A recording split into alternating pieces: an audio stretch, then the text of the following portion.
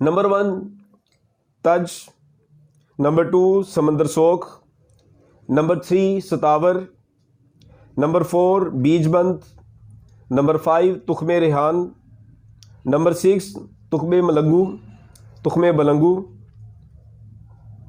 Number 7 रेग माही, number 8 अकरकरहा, number 9 गूंद कीकर, कीकर का दरख्त आपने सुना होगा, गूंद कीकर, और नंबर 10 ताल मखाना, नंबर 11 ज़ाफ़रान, और नंबर 12 यानी कि 12वें नंबर पर बहीदाना। तो नाज़रीन ये 12 अशिया हैं। जब 10-10 ग्राम आप लेंगे तो टोटल वेट कितना होगा? 120 ग्राम। ये 120 ग्राम जो आपका वज़न होगा, ये आपने ये सफ़ूफ तैयार करके रख लेना है। ये टोटल 120 ग्राम बनेगा और आपने रोज़ का 6 ग्राम Likey